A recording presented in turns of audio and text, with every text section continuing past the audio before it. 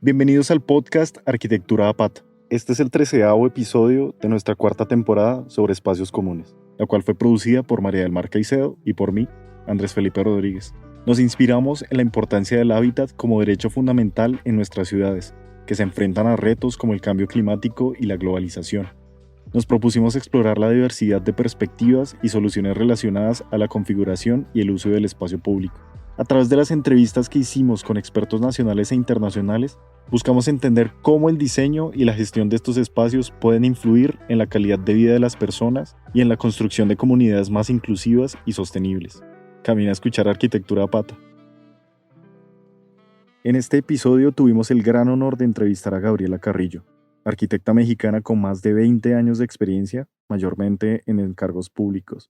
Comenzó su taller homónimo en 2019 como un espacio colaborativo e interdisciplinario desde el quehacer arquitectónico. Es cofundadora del colectivo C733, un colectivo donde desarrollan proyectos públicos, privados, intervenciones efímeras, trabajo comunitario, entre otros. Fue socia del taller Rocha Carrillo por más de 9 años y ha recibido muchos reconocimientos internacionales por su obra.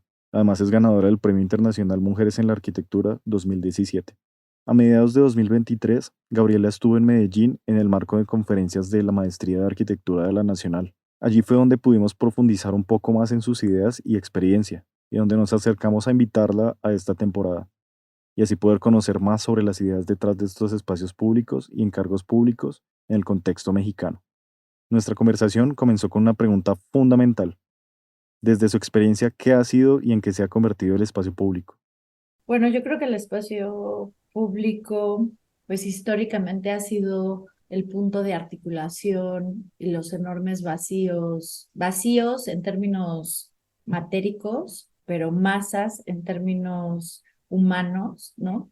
Urbanos. Creo que el espacio público es ese vacío que ha permitido articular las ciudades y bueno, con unas características muy particulares, que es no solamente, pues digamos, un espacio para cualquier uso, sino un espacio que fomenta y que promueve de alguna u otra manera comunidad, ¿no? Convivencia. Entonces, en esa línea, pues encuentro pues muchos escenarios posibles de espacios públicos. A lo largo de la historia, pues sin duda estos espacios públicos han mudado sus características. No es lo mismo el parque tradicional de un pueblo donde la gente salía a caminar en un sentido y luego en otro, y eso hacía que las mujeres fueran caminando en una dirección y los hombres en otro, y que ahí se toparan miradas y que ahí se fuera una invitación a hablar y a tener una conversación y probablemente en el futuro a desarrollar una relación, ¿no? Y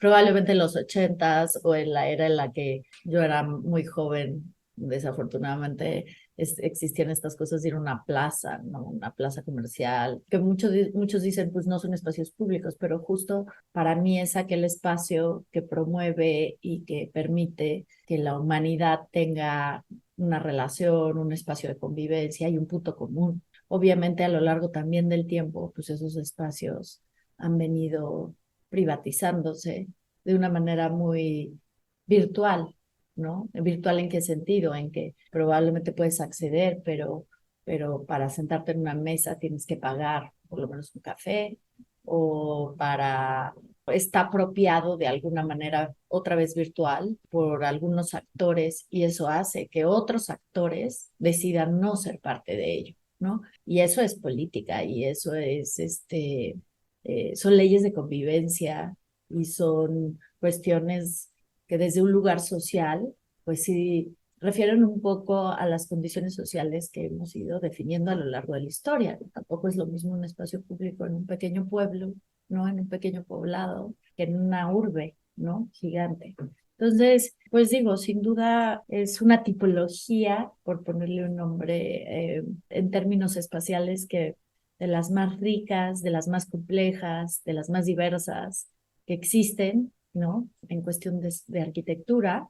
Es interesante porque muchas veces no están ligadas a un edificio, ¿no? Y siempre hemos vinculado el tema de la arquitectura a hacer edificios, cosa que a mí me parece que ha sido, pues históricamente un error, ¿no? Diseñar el espacio público, componer ese gran vacío o esos espacios de vacío es también hacer arquitectura y hacer ciudad. Y sin duda es como de las tipologías que me parece más importantes, más difíciles, más esenciales para dedicar reflexión y tiempo desde nuestra profesión. Luego de conocer esta interesante postura respecto al espacio público, le preguntamos cómo el contexto le aporta a la concepción de este tipo de espacios, el que pensaba de esto, y nos contó su experiencia al estar en Estados Unidos, como un ejemplo de cómo el contexto determina estos espacios. Esto nos contó. Aporta todo. O sea, he tenido la suerte de dar clases en distintas ciudades en Estados Unidos. Esta primavera me tocó dar clases en Kent State University en Ohio, muy cerca de Cleveland. El periodo en el que yo iba cada 15 días fue entre enero y abril, y probablemente solamente hasta la última sesión de abril yo vi la ciudad viva, porque de enero a mediados de abril, pues estaba a -10 grados centígrados, estaba nevando, las plazas y las calles estaban absolutamente abandonadas, ¿no?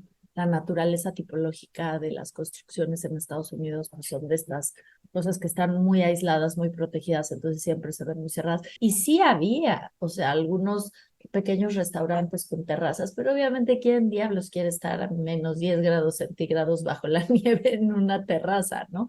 Probablemente solo los parisinos que ponen sus terrazas con superprotección y les ponen calentadores increíbles y fuman increíble, y entonces o sea, no porque fumar sea increíble, bueno, es que yo soy una fumadora, pero, o sea, están haciendo una vida de ciudad a pesar de los -10 grados centígrados, ¿no? Y eso, pues sí requiere un esfuerzo y sí requiere una voluntad cultural importante atrás. Y eso no sucede tan fácilmente. En cambio, en la región latinoamericana, pues es, o sea, que somos naturalmente más tropicales, que nuestros climas en ese sentido, pues no bondadosos, porque a veces son extremos hacia las temperaturas altas, pero sí nos invita, ¿no? A salir, nos invita a veces también nos limita, ¿no? A no hacerlo, pero creo que siempre estar en una buena sombra de un árbol será pues, de los más grandes lujos que puede darse cualquiera,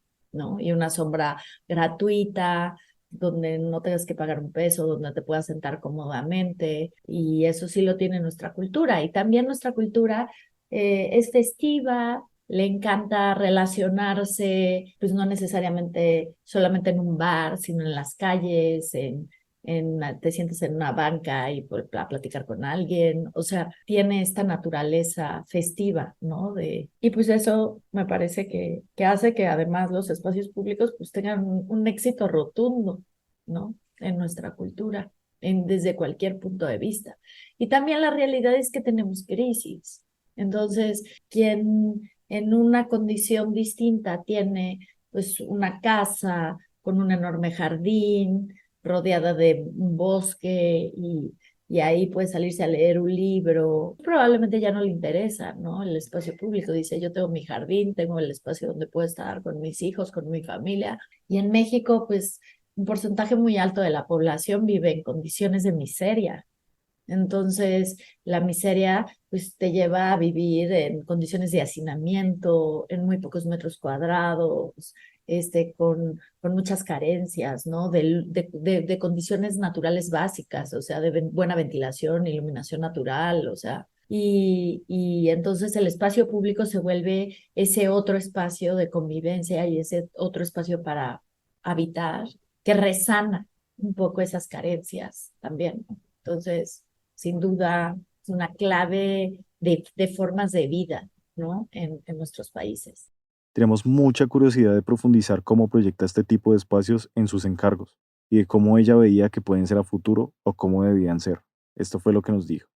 La verdad no tengo la menor idea. O sea, cada ejercicio que hemos tenido la oportunidad de ejercer es muy particular. Cada uno ha tenido pues unas necesidades que nosotros hemos interpretado como necesidades. Sin duda, de los frentes más grandes siempre es restarle fuerza al auto, ¿no? Creo que ese fue un mal de la era de la modernidad, y es algo que a lo que cada vez más, por lo menos nosotros como diseñadores, le hemos querido quitar presencia, ¿no? Y esa presencia empieza pues con la congruencia de nosotros mismos, pues restar el uso de un automóvil, tener menos automóviles, o sea, movernos internamente a nivel de la ciudad, pues en bicicleta, en transporte público o caminando. Y eso también nos hace pelear para que nuestros espacios públicos, pues de alguna manera no tengan que contar con espacios que se destinen al auto en vez de al peatón, ¿no? También creo que otra de las políticas como comunes es la de hacer menos con más, ¿no? Y esto tiene que ver con esta frase muy famosa que dice que las civilizaciones más sabias, pues, hacen acciones que probablemente solo 3 o 4 generaciones después de ellas van a alcanzar a ver. Y eso es algo que siempre, todo en la era moderna somos inmediatos, ¿no? Necesitamos ver resultados rápidos, queremos tener respuestas eficientes, prácticas. La velocidad y el tiempo es un valor en medio de una abstracción con mucho peso y que significa muchos recursos. Y nosotros hemos apelado mucho al tiempo, a entender que pues, sembrar un árbol, pues seguramente el espacio que imaginamos se verá como imaginamos en unos 20 años, 30 años, pero saber que si lo haces bien, que si generas las estrategias necesarias para que eso suceda, pues ser en beneficio de un espacio a futuro que tendrá un valor 10 veces mayor que si lo construimos y lo modelamos pues en apenas semanas, no días. La otra es pensar que el espacio público también está obligado a atajar responsabilidades que en la era de la modernidad ignoramos, ¿no? Que eso, pues, siento que era, pues, muy común. O sea, fue una era de tecnología, de desarrollo tecnológico, donde el humano se volvió muy poderoso, se sintió que era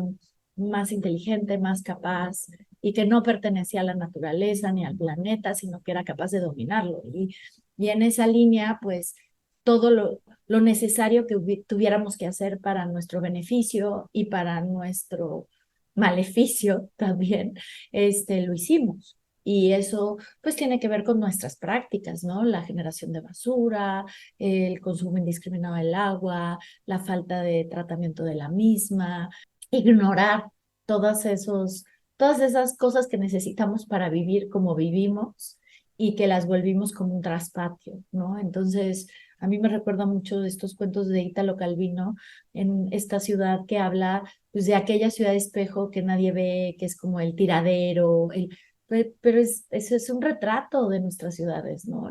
Nuestras ciudades siempre tienen esa cara oscura que no queremos ver, pero que desgraciadamente además a la que están muy cercanas, pues una parte muy importante de la población. Y eso cambia un paradigma, que es ver el espacio público también como infraestructura, también como espacios que nos posibiliten limpiar el agua, tratarla, mantener promover la vegetación, ¿sabes? Y eso también ha sido uno como de las líneas de pensamiento o los ejes con los que queremos pues imaginar lo que hacemos. Y por último, y no menor, y obviamente es que hay muchos, pero todos esos muchos van teniendo particularidades, ¿no? Y esas particularidades es pues en función del lugar, de las necesidades específicas, de la cultura, de la memoria, pero por eso hablo como desde una generalidad. Son dos frentes y parten de un lugar que es la democratización del espacio público. Y la democratización del espacio público tiene que ver con acciones, a veces con acciones mínimas como no hacer, ¿no? Como no construir una barda, como volver transparente una piel que antes era opaca y invisibilizaba ciertas cosas, como estar atento de lo que significa iluminarla, generar áreas seguras, que sepas que eso no va a promover pues la generación de violencia, pero que al mismo tiempo va a dar esa libertad que queremos al visitante. Pero también en la democratización viene la visión lúdica, ¿no? El reconocimiento de la otredad, el entender que hay en esta diversidad de ciudades que habitamos, pues ancianos, niños, niñas, adolescentes, ciegos, ¿no? Indígenas, y que cada uno de nosotros tenemos una mirada a la que, pues normalmente el dominio de la población no ve, ¿no? O no el dominio, sino el número mayor al que pertenece la población, que en este caso, pues es a los normovidentes, o es al adulto promedio de X edad, o es al que tiene lana para pagar la plaza, ¿no? Y en medio de eso, pues hay cosas maravillosas, como ver a los niños jugar con casi nada, ¿no? A los jóvenes reconocerse y encontrarse con acciones menores como poner un contacto para cargar un celular, o acciones cada vez más invisibles o mínimas también se vuelven significativas, ¿no? Poner internet, eso se ha vuelto un gran hallazgo, y tú al día diré, ay, pero todo el mundo tiene internet. No es cierto, ¿no? O a los migrantes, ¿no? Hoy, un baño, un lugar donde lavar un calzón. Y eso ha sido, pues, obviamente un proceso muy largo de observación y muy complejo también, pues, para sacudirnos los pues las cosas que nos han dicho como deben de ser, y que no necesariamente tenemos por qué replicarlas con la misma ceguera, ¿no? Creo que esos han sido como las líneas generales, y obviamente pues ya las muy específicas particulares de cada caso. Es de admirar la sensibilidad con la que habla, y lo que dice de la democratización del espacio público es bien cierto. Tiene que ver con superar ese imaginario colectivo que dice que el espacio privado es femenino, el seguro, y el público es el masculino, el no seguro. Pero la arquitectura de Gabriela invita al encuentro. Queríamos saber cuál es el proceso detrás de la toma de decisiones o de formulación de estrategias para proyectar este tipo de espacios. Sí hay, no solo, o sea, no solo observar es una pieza clave, sino digerir, porque podemos observar por horas algo, pero luego al querer ser muy reactivos, pues simplemente observas y trasladas, pero cuando digieres es cuando las cosas se asientan, ¿no? Y también haces unas interpretaciones, que es donde también tomas una postura, que es como también tomas unas decisiones, y es como también buscas volverte objetivo y sacudirte un poco la emoción, no del todo, ¿no? Sacudirte un poco la sensibilidad, no del todo, nunca del todo. O sea, siempre es como este híbrido entre el análisis, la sensibilidad, la emoción, ¿no? Estos lugares que se tocan desde lo cognitivo, lo emocional, lo estomacal, ¿no? Y tratar de hacer esa traslación. La segunda es que el trabajo que hago es un trabajo colectivo. O sea, yo puedo tener una visión, una manera de pensar, pero al final mi socio de al lado está pensando otra cosa, y él vio otra cosa, y la otra vio otra cosa, y entonces es un proceso de un diálogo que alimenta como un lugar donde cada quien, desde su muy similar y muy privilegiado punto perceptual, ¿no? Hay distintas voces e interpretaciones, y eso pues alimenta también los resultados, y esas voces pues no son solo las de nosotros mismos como proyectistas, ¿no? Sino las, como bien dices, las de quien habita ahí. Y es interesante, pero los resultados más interesantes que hemos obtenido no tienen que ver con hacer preguntas específicas a alguien, porque si tú haces malas preguntas, normalmente no obtienes buenas respuestas. Entonces, y hacer buenas preguntas es de las cosas y de los ejercicios más difíciles que hay, por lo menos para gente como de mi generación, porque a mí me enseñaron a dar buenas respuestas, ¿no? Y buenas respuestas significan verdades absolutas que la generación en la que yo crecí creía que eran verdades absolutas.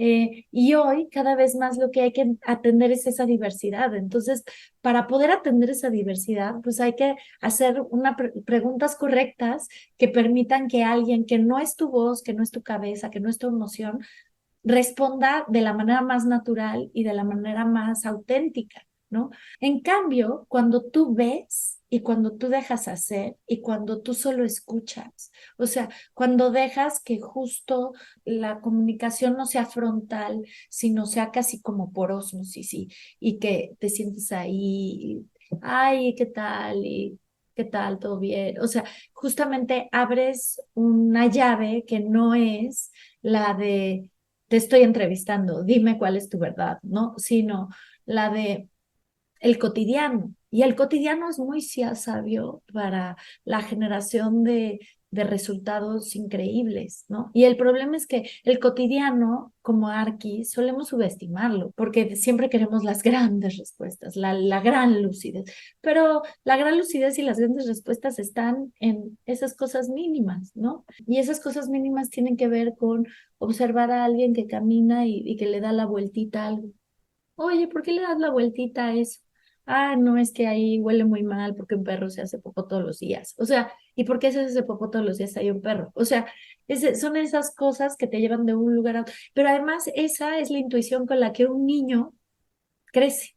O sea, y no es mentira lo que dices de, para mí ha sido una pieza clave el ser una mamá. O sea, el ser una mamá me ha abierto una puerta de, y ser un papá, o sea, no es exclusivo. Tal vez la manera como la percibimos las mujeres por cómo somos, por nuestra propia naturaleza, es cierto que es particular, o sea, eso es innegable, pero el acto de tener cerca un ser que depende de ti, ¿no? Y que es un ser que tiene otra edad, y eso es ser madre, padre, abuelo, o sea, ser responsable de un personaje que no es autónomo, sí te obliga a ver desde otro lugar, ¿no? Y eso mismo, esas prácticas, pues están en todos lados. O sea, mi primer práctica fue hacer una biblioteca para ciegos, y una biblioteca para ciegos, pues me abrió el ojo para hacerme la pregunta, ¿cómo diablos diseño un espacio para alguien que no ve? Y cuando le hice esa pregunta a ese personaje que no veía, pues obviamente no tuvo ninguna respuesta, ¿no? Pero quizá en las charlas paralelas y en ese observar, convivir, ¿no? Hay una comunicación que se vuelve muy jugosa y que es muy importante. Y esa también se alimenta del tiempo, o sea, del tiempo como desde un lugar muy metódico de ver qué va a pasar en este lugar en 50 años. O sea, dónde va a estar, va a seguir estando, eh, cuál va a ser el clima, ¿no?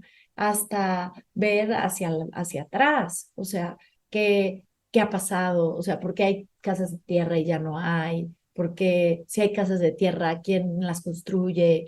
Cosas así, ¿no? Muy intuitivas. O sea, yo sí soy metódica en mis procesos, pero soy muy intuitiva. Últimamente me he vuelto más analítica, incluso con procesos, por ejemplo, de mapeos, de estudios regionales, cosas que antes no hacía, ahora ver a la distancia, ¿no? Ver en otra escala, de entender desde otra magnitud, que el impacto de ese pequeño predio, pero oye, pero tu predio solo tiene 40 por 40 y está en este barrio y qué más da, ¿no?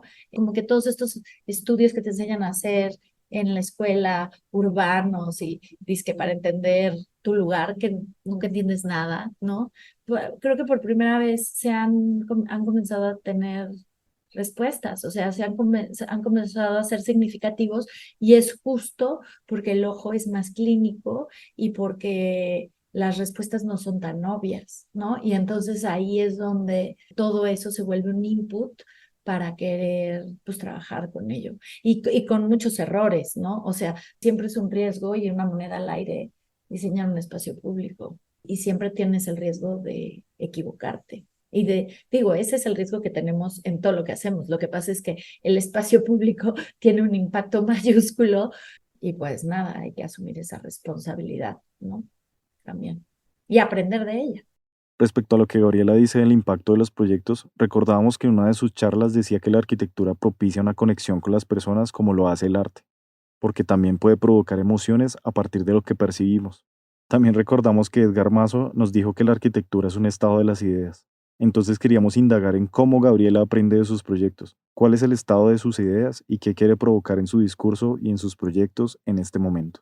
O sea, cada vez más me interesa atender muchas cosas, lo cual es una contradicción porque creo profundamente en lo mínimo, ¿no?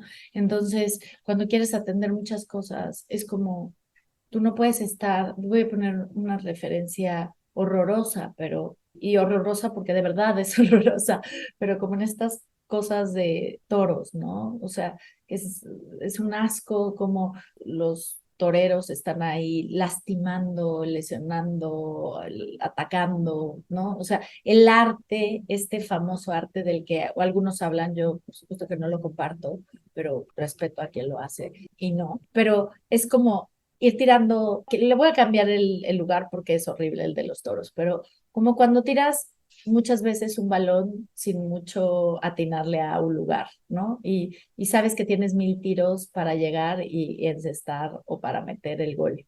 Y a mí la arquitectura que me interesa es la que es una patada, es un tiro que mete el gol. Y tampoco es porque me interese lo que significa atrás de meter el gol de ganar, y, ¿no? Sino porque me interesan esas acciones mínimas que se vuelven contundentes y que puedan ser capaces de atajar muchos lugares.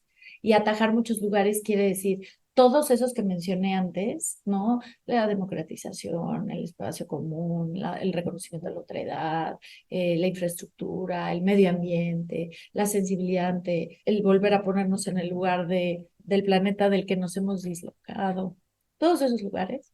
Pero también creo que, pues digo, regresando a este mundo de ideas, o sea, que sí creo profundamente en el valor del arte. O sea, sí creo que leer un libro, que oír una sinfonía, que el contemplar sin límite de tiempo una obra maestra de una pintura o alguna pieza de un artista contemporáneo, pues es un alimento profundo para la emoción y es un alimento profundo para el silencio y para abstraernos del lugar en el que estamos y para llevarnos a otros sitios. Y es casi una máquina del tiempo, es casi un mecanismo de detener el tiempo también. Es un lugar para abstraernos de nosotros mismos, para volver a ver a nosotros mismos, para escucharnos, ¿no? Para aislarnos sonoramente del entorno exterior y para reconocernos. O sea, el arte tiene ese poder. Y en esa línea, pues sí, creo que la arquitectura también tiene esa capacidad. O sea,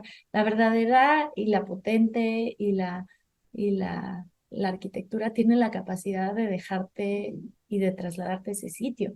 Entonces, también me parece que es esencial, ¿no? Buscarlo, ¿no? Y entonces justo es como, uff, entonces tienes que encontrar un tiro, pero para tirar 7 tipos de goles en 7 direcciones distintas, ¿no? Y esa es la parte que no es tan sencilla. Y ese mundo de las ideas, pues se alimenta de otras ideas, de justo otros lugares como la lectura, la observación de las plantas, del paisaje, de los paisajes, del arte mismo, ¿no? Eh, y ese, pues, construye ideas que buscan eso. Yo pienso que principalmente el silencio. Si tengo que traducirlo como en ese lugar, ¿cómo lo llamaría? Lo llamaría silencio. Y es una persecución constante de mi trabajo buscando el silencio en todas las escalas, en todas las dimensiones, con todas las posibles características. Y esa persecución a veces es exitosa y a veces no. Y esa persecución a veces es más exitosa, otras no. Y esa persecución también tiene que ver con acciones mínimas. En el proceso de ir componiendo, yo dedico mucho tiempo a analizar espacios. Y otra vez, ¿cómo los analizo? Pues los analizo no viendo solo la foto. O sea, si veo un lugar que me gusta y veo la foto, pues es, ok, perfecto, ¿cuánto mide? ¿Cuál es su altura? ¿Por qué se ilumina de esa manera? O sea, ¿por qué la luz es tan particular? ¿No? Ah, pues porque está orientado de tal manera que el poniente es lo que está entrando ahí. Realmente indago o trato de indagar, porque no creo que sea yo ninguna especie de Mozart o talento natural creador, sino porque, o sea, no lo soy. Entonces lo que hago es indago en los lugares que me conmueven, que me emocionan, que me abstraen, que me llevan a ese silencio que tanto persigo y a partir de eso los materializo. O sea, les quito ese lugar de estar flotando en las nubes y les pongo medidas, les pongo materiales, les pongo manufactura, que es finalmente lo que hacemos. O sea, para poder lograr ese lugar que logran las sinfonías, pues es que desde la matemática y desde la suma de muchos sonidos componen un lugar que hace que desaparezca, ¿no? Que desaparezca la nota fría del piano y que se mezcle de tal suerte con el resto de los instrumentos para desmaterializarse. Y esa es una referencia muy bonita que me decía un profesor maravilloso que había, Juan Benito Artigas, en la Facultad de Arquitectura de la UNAM. Él daba una clase de barroco y yo decía, la realidad es que de los estilos, el barroco es el que menos me gusta, porque es barroco, o sea, tiene demasiadas cosas, tiene demasiado ruido, no me interesa. Pero él era tan grande que yo dije, ¿por qué un ser tan grande o tan famoso en la universidad da esa clase, ¿no? Entonces, pues me metí a la clase de barroco. Y después de mucho ver y entender y escucharle, hubo un instante donde no puedo olvidarlo, donde el tipo dijo, es tanto, o sea, es tanto donde la columna salomónica, el color dorado, el detalle de las alas del arcángel, la pieza que se encima, que se encima, que se encima, la composición, la simetría, el brillo, no, la materialidad y yo, pero ¿por qué son doradas? Y de repente llegas a ese lugar donde dices, es que ya no son doradas, es que ya no es la columna salomónica, es que ya no es el ala del ángel, o sea, es que es una nube, ¿no? O sea, es que este lugar ya está flotando en el espacio, ese altar ya se vuelve inmaterial, o sea, lo que decía Kant, al final la materialidad y la mesura se vuelven inconmensurables, ¿no? Ese era como lo que él perseguía. Y lograr eso es arte, o sea, y no siempre se logra, o sea, tenemos que ser honestos y hay obras y trabajos que logran y se acercan un poco más a esos lugares y otras que no, porque también con ello demerito el trabajo de un artista o de un pintor, ¿no?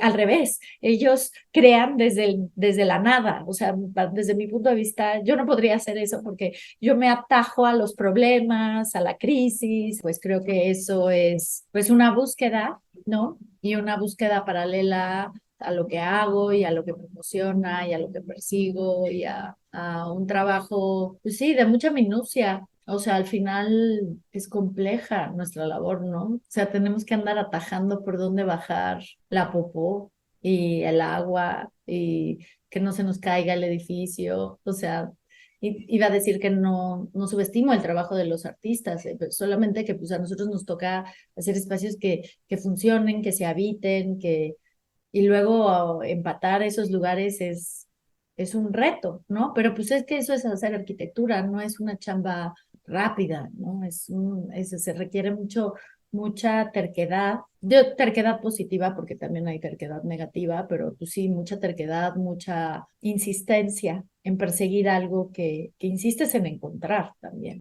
Y dijo, pues, hay mucho que aprender de esta conversación, y es que a partir de las charlas que ha dado, en las que ha dicho que a lo largo de los procesos de sus proyectos le iban sorprendiendo cosas, le preguntamos que en este momento qué le sorprendía, y esto fue lo que nos respondió. Bueno, ahorita tengo un ojo muy agudo, o sea, es como cuando lees un libro, ¿no? El leer un libro que se vuelva tu libro favorito no tiene que ver con que sea el mejor de los libros, sino con que en ese momento tú encuentras un tronco muy común y una empatía importante con ese lugar. Yo en este momento, por ejemplo, tengo mi ojo muy agudo en torno a los temas de género y muy agudo quiere decir que estoy susceptible y que estoy todo el tiempo un poco incómoda y que todo el tiempo me siento un poco, pues nada, siempre estoy un poco inconforme, ¿no? Siempre me estoy quejando, trato para mis adentros para no volverme una gruñona absoluta y para, como dice mi mamá, no después mostrar una falta de empatía con seres que tanto amo como mi esposo y mi hijo, que además son hombres, pero pues sí, o sea, hay un lugar que me incomoda de manera muy intensa en esta época y en este momento particular de mi vida y pues tengo un ojo muy agudo para eso